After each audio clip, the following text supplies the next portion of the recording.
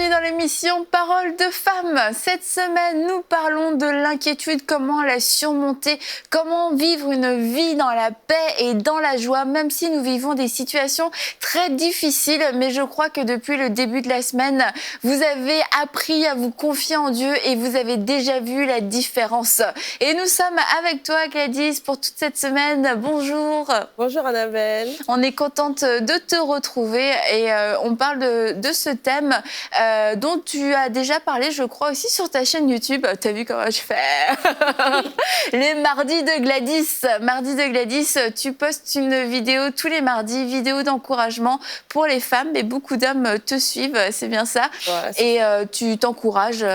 Voilà, j'encourage à vivre une vie épanouie et une vie de réjouissance dans le Seigneur. Donc une vie sans inquiétude. Voilà, tout à fait.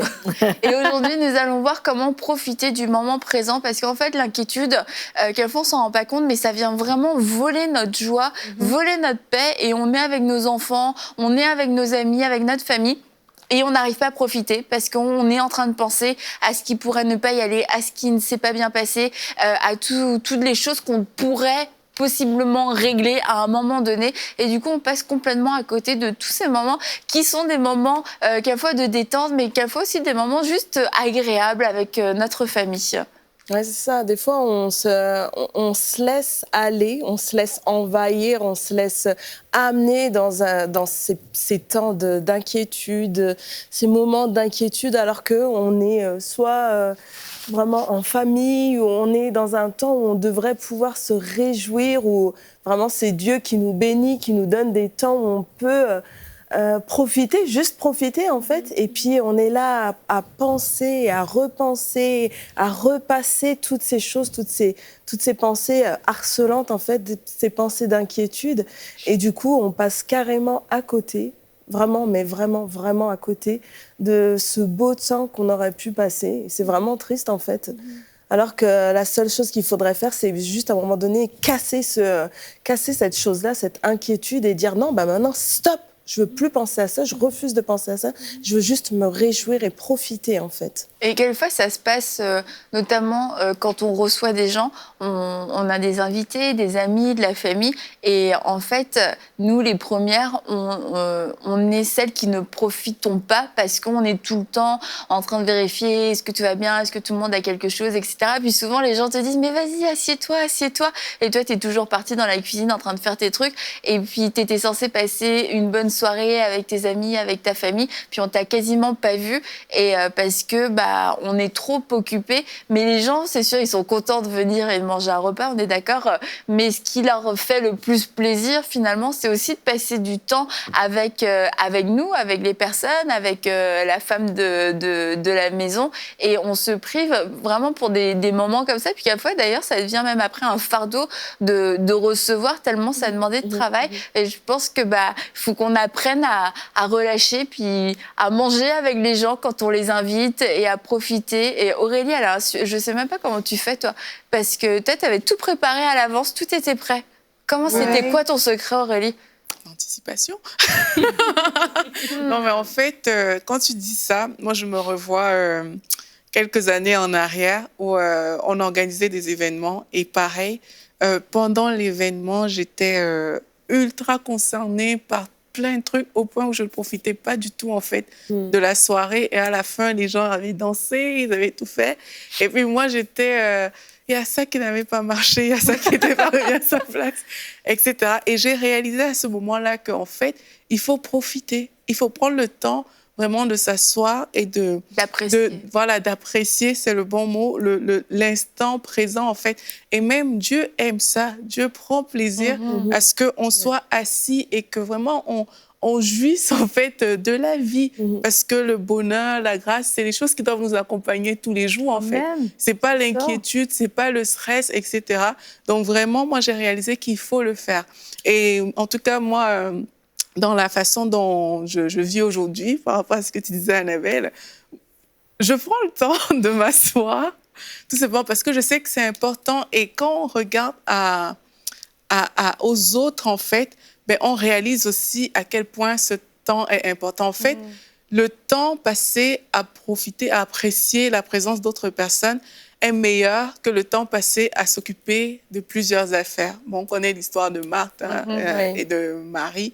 Marie qui a choisi la bonne part parce qu'elle était en relation avec les autres et Marthe qui était en relation avec sa cuisine et ses activités. Donc, vraiment faire la différence entre l'activité et les personnes aussi. Ça aide à lâcher prise par rapport au stress, aux inquiétudes qu'on peut avoir tous les jours, mais pour se concentrer sur les choses importantes aussi de notre quotidien. Moi, j'aimerais justement, dans l'exemple qu'Aurélie cite, de dire, par exemple, on a un événement et on est tellement préoccupé par l'organisation de l'événement que quand la fête est finie, on va dire à une des invitées comment tu as trouvé la fête. Ah, c'était bien, on s'est amusé, tout était bien. Mais une autre personne qui, elle, était dans l'organisation, ah ben non, il y avait ceci, il y avait cela. Et pourtant, c'est le même événement, mais le profil, la perception ou l'expérience qu'on en retire est différent. Et vraiment, je veux inviter les personnes, surtout les femmes, parce que quand tu parles, par exemple, quand tu invites les gens, tu cours partout au four au moulin et tu n'apprécies pas. On a dit hier ou avant-hier que l'inquiétude, c'est l'ennemi qui vient voler et égorger, détruire. Il vient voler notre paix aussi. Et des fois, quand on veut tellement tout bien faire parce qu'on a peur de pas paraître comme une femme qui sait bien tenir sa maison, que bon, il manque quelque chose. On veut bien paraître. Et tout ça... cette inquiétude-là, en fait, vient nous voler des temps de qualité. Pourquoi? Parce que notre motivation derrière, comme on a parlé en début de semaine, la motivation derrière, c'est cette peur, c'est le désir de plaire, le désir de bien paraître. Mais quand on comprend, un peu comme dans le cas de Marie, que peu importe, l'important, c'est que je suis en relation avec Christ, je me dis qu'on est quand même, on est à ce moment-là en mesure de vraiment profiter des moments présents. Et moi, juste pour la petite histoire, je me rappelle quand j'étais à l'université, je suis quelqu'un de très cérébral et je suis quelqu'un qui réfléchit tout le temps. Et je me rappelle quand j'étais à l'université, je calculais toutes mes affaires, mes cours, je savais déjà dans 3 sessions c'est quoi le cours que j'allais faire. J'écrivais constamment. Du coup, une fois, je suis allée, je me rappelle, au bureau du registraire. Et puis, elle dit, non, il te manque un cours pour graduer. J'ai dit, impossible. Parce que j'avais déjà tout écrit depuis avant. Mais en fait, à un moment donné, le Seigneur m'a parlé que c'était pas bien. Je pensais que j'étais dans la planification, mais en fait, j'étais dans la préoccupation. Et quand je regarde en arrière, ces temps-là, tout ce que je pense, quand j'y pense, je ne me rappelle pas plusieurs événements qui sont passés. Pourquoi? Parce que mon focus n'était pas sur vivre le moment présent, mon focus était sur qu'est-ce qui va arriver après. Et je crois qu'il y a beaucoup de femmes qui sont toujours en mode qu'est-ce qui va arriver dans 3 ans? Qu'est-ce qui va arriver dans 5 ans? Qu'est-ce qui va arriver dans 2 ans? Et on pense tellement tout le temps à demain qu'aujourd'hui devient demain. Et tu vois un peu, les jours se succèdent et on ne profite pas de ces jours-là. Et puis, on regarde en arrière, 5 ans ont passé, mais on n'a même pas de souvenir dans notre cœur de ces événements. Pourquoi? Parce que notre focus, notre mind, nos pensées étaient ailleurs pendant tout ce temps-là, en fait.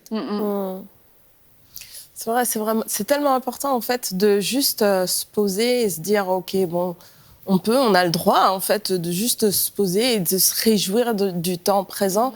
Et c'est pareil, en fait, avec les enfants. Parfois, on a tendance à...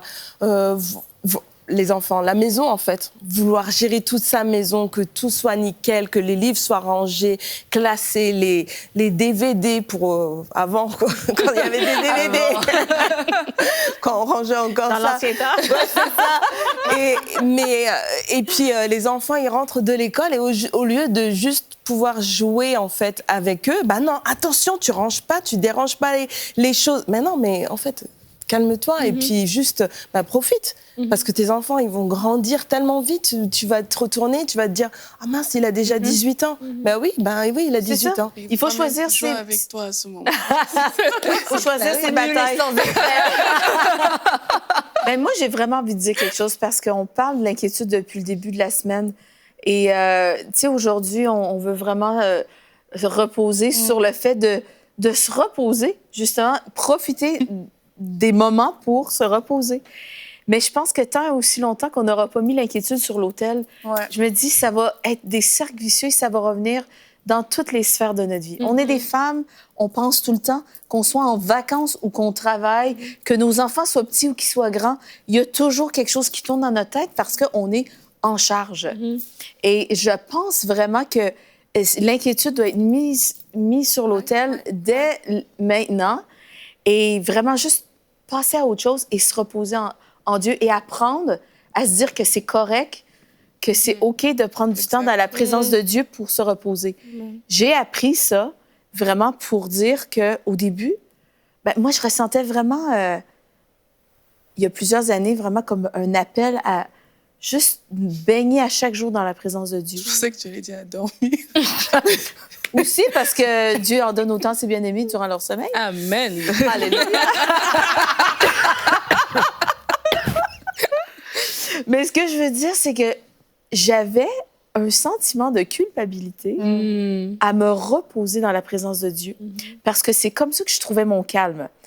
Et après, ben, l'Esprit de Dieu, et je parlais avec toi aussi, Annabelle, disait, ben, j'en ai besoin. C'est une question de santé mentale, c'est une question de... Donc son ami l'a encouragé. Continue comme ça, surtout.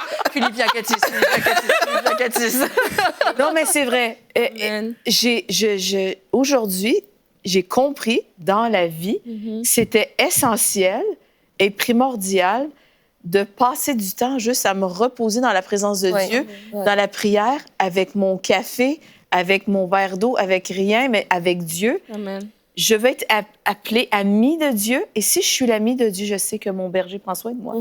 Et si j'ai compris ça, après les petites choses de la vie, je suis capable de me relaxer en vacances. Je suis capable de ne pas être bouleversée par un changement dans l'horaire, un bouleversement, un imprévu, la température qui ne fait pas mon affaire.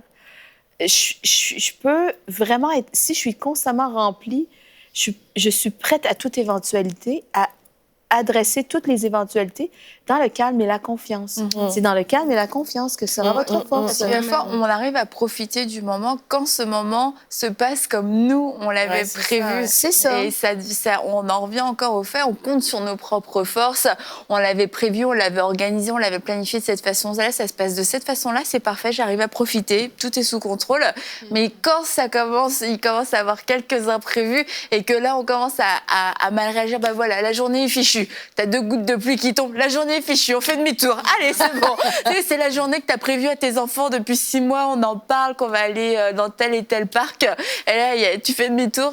Et le fait, en fait, de trouver sa joie, pas dans les circonstances, pas dans le naturel, et c'est comme tu dis, Mathis, ça nous permet de faire face à tous les imprévus, mais avec la meilleure attitude, sans tomber dans la panique parce que ça se passe pas comme j'avais prévu. Les choses se passent comme toi tu le veux, Seigneur, mais moi, je vais garder ma joie, je vais garder ma paix, puis je refuse de céder à l'inquiétude. Et vraiment, c'est de réaliser, ça peut sembler comme vraiment petit comme réaction, c'est pas grave, etc.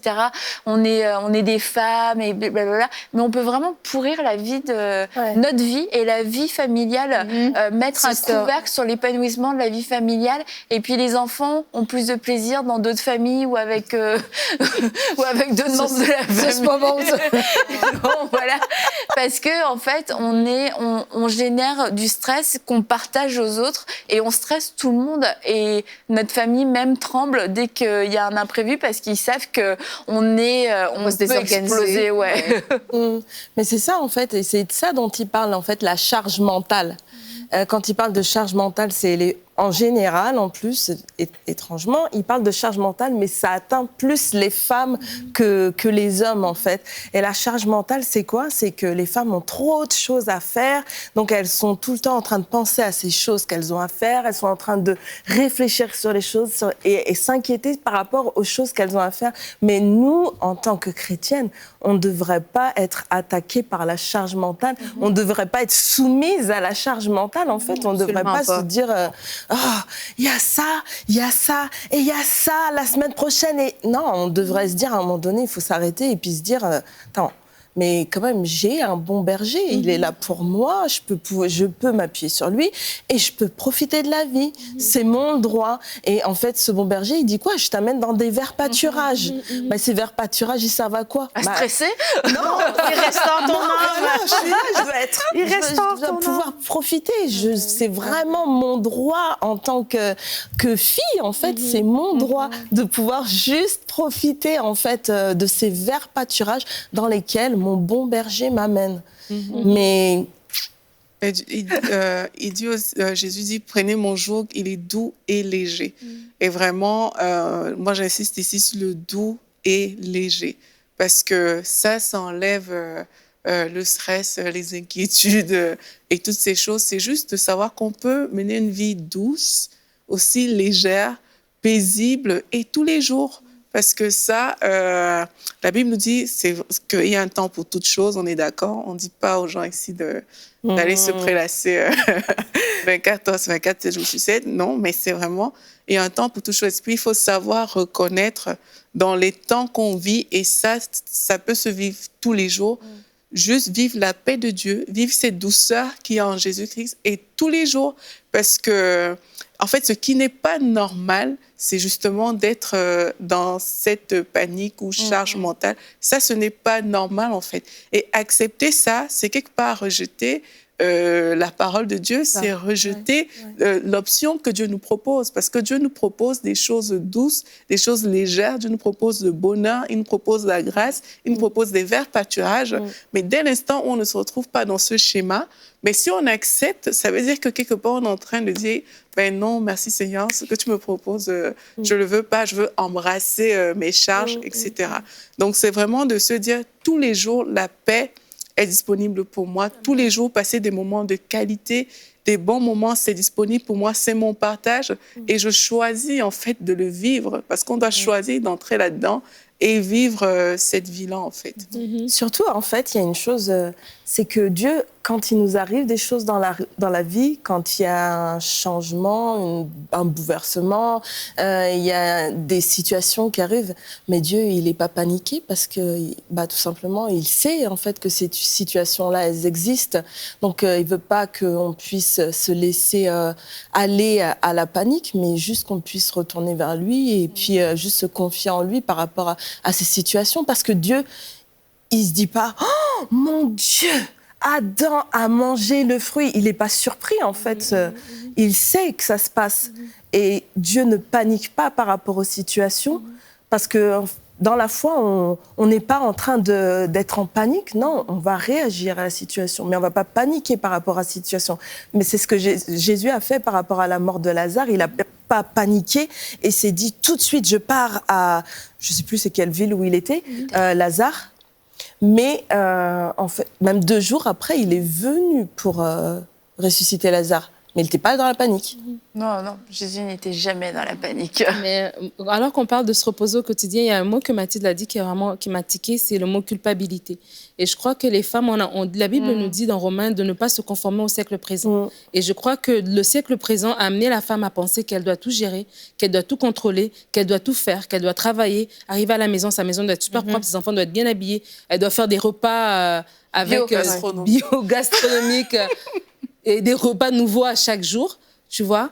Et on est fatigué, on est inquiète. Pourquoi? Parce qu'on porte ça et puis on a l'impression que quand j'aurais fait tout ça, là, je vais être une bonne femme. Et là, je pourrais mériter le titre de madame, de femme, de superwoman. Tu comprends? Et cette mentalité-là, elle est là. Et comme on a dit lundi, que les pensées viennent se présenter à nous. Et cette mentalité va venir quand tu vas t'asseoir en train de regarder Paroles de femmes, en train de prendre ta Bible, de lire, de prendre ton café, te dire « Attends, t'es assis, est-ce que tu as vérifié telle chose? Est-ce que tu as vérifié telle chose ?» Ces pensées viennent à toi. Mais c'est à toi de les rejeter, vraiment, et de ne pas prendre cette culpabilité-là qui est là et qui frappe fort pour dire « Ben non, tu dois te sentir coupable de t'arrêter. » Pourquoi? Parce que et c'est ça, c'est quelque chose que j'apprécie vraiment chez les hommes. Les hommes, ils sont capables de dire « Là, je suis fatigué, je ne fais pas. » Ils sont capables de s'arrêter, tu vois? De dire, mais tu sais quoi, non, là, c'est l'heure de dormir ou c'est l'heure de s'asseoir, c'est l'heure de manger.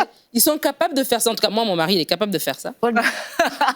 Et j'apprécie ça chez lui. J'ai dit, waouh, c'est vraiment important de savoir, en tant que femme, à un moment donné, de se donner ce droit-là, de dire non, là, c'est le temps de m'arrêter. Et je pense même surtout aux mamans d'enfants en bas âge. Tu cours tellement avec tes petits et tu peux même pas prendre une douche, tu vois. C'est comme tu prends ta douche vite parce que tu dois retourner faire ceci, faire cela. Mais de dire, OK, Seigneur, je me repose en toi. Et comme Aurélie a dit, c'est pas qu'on laisse tout, Dieu va nous donner la sagesse de savoir gérer notre quotidien, mais vraiment de ne pas se culpabiliser, de prendre le temps, de profiter de ces enfants qui sont là, de profiter de ce mari, de profiter de cette maison, de ne pas se dire que quand tout va être nickel à 100% partout, c'est là maintenant que je peux. Et on voit que Dieu, dans la création, j'en ai déjà parlé, mais j'aime trop, en fait, que alors que c'était pas fini, il était tout le temps en processus de création, il vit que c'était bon. Il a apprécié chaque étape et tout n'était pas fini, mais à chaque fois, il a dit, c'est bon, c'est bien ça, c'est bien, ça a bien été fait, j'apprécie. Et je trouve ça, je trouve ça beau parce que Dieu, le créateur de toutes choses, tu te dis, pourquoi il s'est arrêté pour dire que c'était bon? Il aurait pu tout créer d'un seul coup et juste on aurait dit à la fin, et Dieu vit que c'était bon. Non, à chaque fois, et Dieu vit que c'était bon. Et en tant que femme, quelquefois, et Dieu vit que et je vis que c'était bon. Non, il faut que tout soit fait. Il reste un verre dans l'évier, t'as fait toute la vaisselle, t'as fait ton ménage, mais il y a un verre. Et là, t'es là en train de regarder les paroles de femme, mais tu regardes ton verre. Il y a le verre qui est resté dans le... Bon, si par bonheur, il y a un enfant qui passe par là, mais le verre dans le lave-vaisselle. Mais quelquefois, c'est vrai, on a du mal à lâcher et à se dire non, c'est bon, tu sais, aujourd'hui, j'ai bien travaillé, j'ai fait ce que je devais faire, j'ai bien pris soin de mes enfants, j'ai bien pris soin de ma maison. C'est pas, ça veut pas dire que c'est parfait, mais j'ai fait ce que je devais faire, je l'ai bien fait. Et là, j'ai le droit de passer un moment avec toi, Seigneur. J'ai le droit de regarder les paroles de femme, j'ai le droit de juste relaxer sur mon canapé, juste de m'allonger. C'est comme Aurélie dit, c'est de pas tomber dans un extrême où on passe 24/24 et qu'on se met à regarder les feux de l'amour et tout ça. C'est pas ça. Là, on tombe dans un côté tragique. Mais jusqu'à s'asseoir 5 minutes et t'arrives pas à profiter. Je sais, une des premières fois, j'ai voulu faire une sieste l'après-midi. Déjà, j'étais contre les siestes. Je trouvais que c'était réservé à une catégorie de personnes dont je ne faisais pas partie. Mais rien que de penser que je faisais ça, j'étais stressée. Ça m'a stressée, cette tentative de sieste. J'étais là. Je fermais mes yeux. Oui, je fermais mes yeux 5 secondes, je rouvrais. Oh, puis je dors pas en plus. Non, mais peut-être que mais je me suis dit, mais c'est tellement stupide, tu l'as fait ta sieste ou tu l'as fait pas. Mais quelquefois, Dieu nous donne des opportunités de nous reposer et on les gâche parce que on est dans la panique et Dieu nous dit, et vois que c'est bon. Regarde cet enfant, il voit que c'est bon. Regarde tes amis, il voit que c'est bon. T'es à l'église, quelquefois on est à l'église, il y a un message, on n'écoute rien du message. Et alors c'est un message d'encouragement. Vous qui êtes fatigués, chargés, et toi t'es là en train de penser à tous tes trucs, tes dossiers, tes complications, et tu ressors de là et t'as cru que t'avais fait quelque chose d'intelligent en t'inquiétant pendant le message et que t'as profité de ce moment-là, alors que le message était exactement pour toi, c'était la parole dont t'avais besoin et tu ressors avec les mêmes problèmes parce que t'as pas réussi à profiter du moment présent. Déchargez-vous, ça veut dire lâcher prise. Et je pense qu'il y a beaucoup de femmes qui ont besoin d'entendre cette parole. Lâche prise. Redis-le. Lâcher prise. Lâche prise, ma sœur. Lâche prise. Chante Let It Go maintenant. Ça, je vais te le laisser. Je pense, des fois, on revient sur notre vie puis on se dit, j'ai pas profité de mes enfants à cet âge-là. J'ai pas profité du message qui était... Tout le monde dit qu'il était excellent, mais moi, j'étais trop préoccupée à m'inquiéter avec des choses dans ma tête, avec toutes sortes de pensées qui s'agitaient. J'ai pas profité de cette grande fête familiale qui arrive juste une fois par année parce que je me suis inquiétée juste des petits détails. Mais je pense vraiment il faut lâcher prise et apprendre à nous reposer en Dieu pour les petites choses, pour les grandes choses et vraiment juste se reposer en Dieu. Je pense que tout ça, ça revient au fait de savoir s'aimer soi-même, en fait, savoir se faire du bien à soi-même, se dire, en fait, si Dieu, il prend le temps de regarder les choses et de dire « Ah, c'est bon, j'aime ça, en fin de compte. J'apprécie ça, j'aime ça. » Juste, nous, on a le droit aussi de se dire « J'apprécie de pouvoir prendre ma Bible, la poser ma tasse de café et juste avoir ce temps-là dans ta présence, Seigneur. Je m'aime moi-même. Je suis en train de me faire du bien. Et juste... en me faisant du bien, je fais du bien à tout le monde, à tous les gens qui sont autour de moi. C'est vrai, parce que sinon, en fait, je vais être stressée, je vais être mal, et puis je vais communiquer tout mon stress et tout mon mal-être autour de moi. Alors que juste, si je prends du temps pour moi, pour m'aimer, juste un peu pour m'aimer un peu, pour me dire oui, bah t'as le droit de te reposer, t'as le droit d'être tranquille, t'as le droit de lâcher prise. Les autres choses, elles peuvent attendre. De toute façon, elles vont rester au même endroit que. C'est bien ça le problème. de toute façon. Donc, de toute façon, tu peux prendre du temps pour toi-même. Aime-toi toi-même avant tout, en fait. C'est vraiment la première des choses. Il y a un verset que je vais partager, que moi, ça a été ce verset qui a été révélateur pour moi, pour changer de mentalité, pour arrêter l'inquiétude. C'est le psaume 90 qui dit « Apprends-nous à bien compter nos jours afin d'appliquer notre cœur à la sagesse. » Et quand j'ai compris, c'était incroyable. Je dis, le Seigneur m'a parlé avec ce verset et tous les jours, tu vois, quand je sens que je commence à trop être dans ma tête, là, ce verset me revient. J'ai dit non, apprends-moi à bien compter mes jours. Et là, maintenant, comment tu appliques le cœur à la sagesse? Ben, aujourd'hui, c'est quoi la sagesse pour cette journée ici? Et peut-être la sagesse pour cette journée ici, c'est de fermer ton ordi, de prendre tes enfants, puis d'aller prendre une marche, d'aller prendre une glace et de dire, OK, de prendre du temps avec ton époux, d'appeler ta maman, d'appeler une amie. C'est peut-être juste de t'asseoir toi-même, d'aller prendre... Tu sais, à chaque jour, Dieu va nous donner une sagesse renouvelée par rapport à nos défis, par rapport à ce qu'on doit faire. Mais quand on comprend que les jours que nous avons, c'est Dieu qui nous les a donnés. Et des fois, on est en train de courir comme si c'est nous qui contrôlons nos jours. Or qu'on a un débiteur, c'est Dieu qui contrôle nos jours. Et quand on peut retourner vers le Seigneur, Seigneur, OK, qu'est-ce que tu veux que je fasse? Et là, lui, comme on a partagé de ce verset, il nous donne, nous, son joug qui est doux et léger. On lui remet le nôtre qui est tellement lourd, anyway, qu'on ne peut pas le porter nous-mêmes. On lui remet et c'est là que Dieu nous transforme. Et c'est là que la vie est agréable. Même si vous vivez des défis, vous pouvez vivre ces défis avec le cœur léger, avec la paix de Dieu qui garde vos cœurs et vos pensées. Parce que vous savez que vous allez de toute façon triompher de ces défis. Mais pendant que vous êtes dans ces défis, vous ne marchez pas la tête baissée comme les gens du monde. Non, parce que Christ est en vous.